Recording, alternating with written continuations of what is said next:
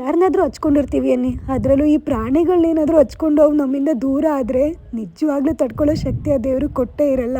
ನನ್ನ ತಶ್ 8 ವರ್ಷದಿಂದ ನಮ್ಮ ಜೊತೆ ಇದ್ದ, ನಮ್ಮ ಮನೇಲೂ ಒಬ್ನಾಗಿದ್ದ.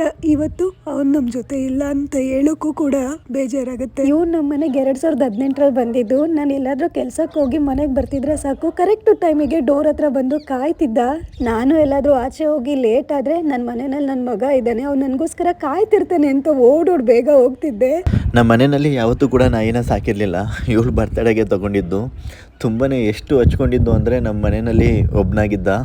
ನನಗೆ ಇವನಂದರೆ ತುಂಬಾ ಇಷ್ಟ. ಆದರೆ ನಾನು ಎಷ್ಟೇ ಪ್ರೀತಿ ತೋರಿಸಿದ್ರು ಕೂಡ ನನ್ನ ವೈಫ್ ಹತ್ರನೇ ಹೋಗ್ತಾ ಇದ್ದ. ಆ ಜಲಸಿ ಕಾಡ್ತಾಯಿತ್ತು. ಆವಾಗ ತುಂಬಾ ಮಿಸ್ ಮಾಡ್ಕೋತಾ ಇದ್ದೀವಿ. ಏನೂ ಮಾಡೋಕ್ಕಾಗಲ್ಲ. ಇವಾಗ ಮನೆಯಲ್ಲೇ ಇದ್ದು ಜಾಸ್ತಿ ಹೊತ್ತು ಅವನ ಜೊತೆ ಟೈಮ್ ಕಲಿಯೋಣ ಅಂದ್ಕೊಂಡ್ರೆ ಅವನೇ ಇಲ್ಲ. ನೋವಿಗೆ ಮಾತಿನಲ್ಲಿ ಇಲ್ಲವ, ಮಿಸ್ ಯು ಟಶ್.